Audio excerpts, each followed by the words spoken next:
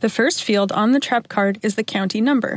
We've assigned all counties in Oregon an odd number which can be found on your Trapper map or in TrapMan. The site number is made up of your series plus a unique 3-digit number.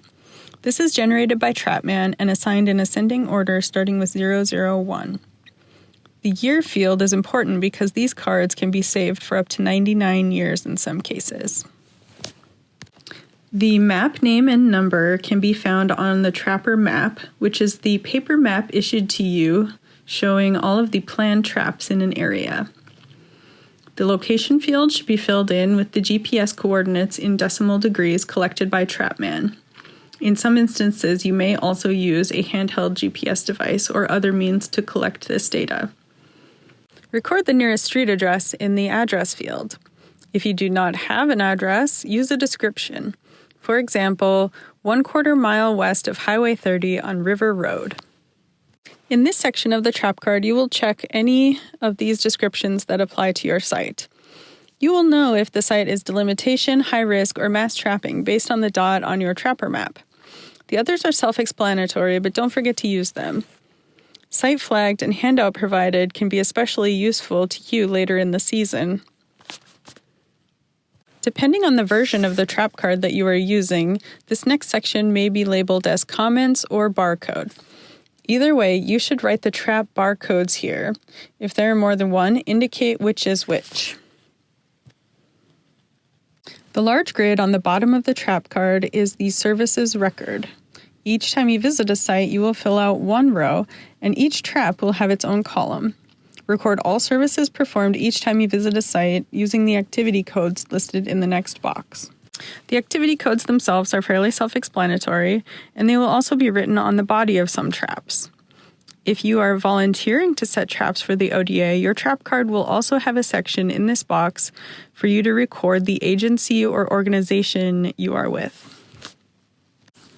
There are 3 options in the consent box. First, we have verbal. Check this box if you spoke to a resident or landowner to obtain permission. Write their name and any contact info or instructions for access below. Next, we have prearranged. When using the public right-of-way, abbreviated as ROW, we do not need to obtain permission. There may also be public land managers that have granted us blanket permission. If either of these is the case, check the prearranged box and record the agency granting permission or ROW. Last, we have administrative warrant. This is a very special case, and you will know if it is applicable. The large empty box on the trap card is the space for the site diagram. The site diagram is a top-down drawing of the site which shows the exact location of the trap or traps. The map and GPS coordinates will get you to the site, but this diagram is used to find the trap. Always include the road name and at least one access street or landmark, the host used for the trap, and a sketch of the nearest house labeled with the address and color where possible.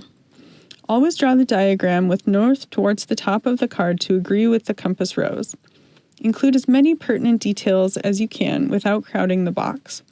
Fences, lampposts, driveways, mailboxes, bridges, signs, and other trees and bushes are all important elements to include.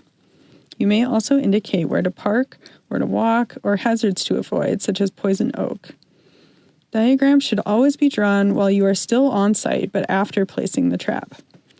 Note that, though these may not always seem necessary, say the trap is obvious and can be found with the GPS alone, they become very important in some situations. There may be times that someone else has to service sites that you have set, and what may be obvious to you may not be obvious to them. Sites also change throughout the year. Grass grows and construction happens. Finally, a trap may be stolen or moved by a member of the public. A good site diagram allows us to be more confident that a trap is missing, reducing time spent searching. A good rule to follow is to draw your site diagram so that someone else can find the trap using only your trap card.